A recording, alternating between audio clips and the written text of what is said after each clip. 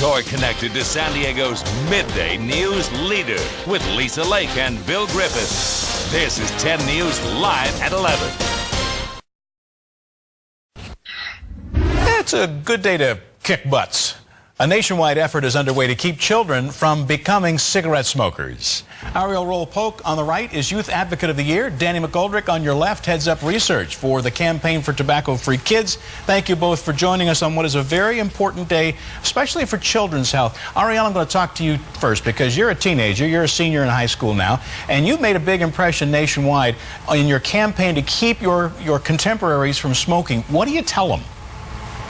I think as a youth, I just tell them facts as their peer. I think it's really important that I'm telling them rather than Danny. They're a little bit more applicable to take it to heart. And I think it's really important that you speak to other youth and tell them that what they're hearing from the tobacco industry, what they're seeing, you know, the chic advertisements, the fun, cool, you know, ads plastered all over convenience stores, that's not the truth. The truth is that this is a deadly habit and that, you know, they're being targeted specifically by this industry.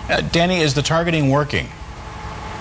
Well, unfortunately, it is working. You know, in California alone, there's still, with all the progress that we've made, 36,000 kids become regular smokers in California every year because the tobacco company sees that the tobacco companies see them as the replacement smokers. That's their word for those 36,000 Californians who die an early death from tobacco use every year.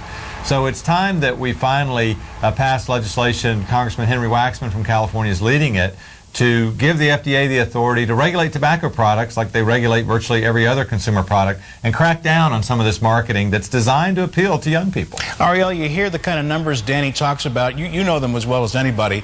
Does it ever discourage you to think that so many of your peers are getting caught up in this and there's very little anybody can do? Or do you feel there's very little you can do? Not at all. It's not discouraging. It almost keeps me going. So, you know, one day we can look forward to a tobacco-free generation, so those numbers will no longer be relevant. You know, and that's what I think keeps all of us youth advocates going, you know, that one day that we are looking forward to being a part of a tobacco-free generation. You know, and it keeps you going because you don't want your peer, whether it be your little brother, your little sister, to be the next one, the next stat in that numbers of the numbers. So, it is discouraging to hear that people are still falling for their lies and manipulations, but it keeps you going because you know that's the reason you're fighting for your peers. Now, Danny, this is your day. Kick butts today. What are you telling folks?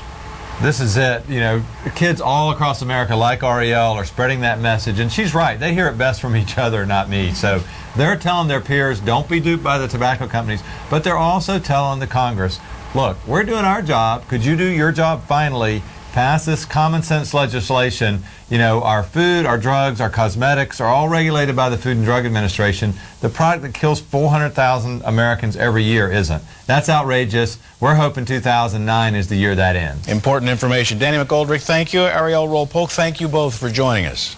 Thank you. And tobaccofreekids.org for more information. All right, we'll link up to that.